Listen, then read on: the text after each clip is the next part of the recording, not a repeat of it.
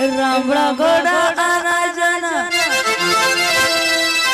बिगड़ गोड़ा ठाना आम के तिल्ला खजूर तेगे तो जिहल खाना आम के तिल्ला खजूर तेगे तो जिहल खाना रामड़ा गोड़ा आना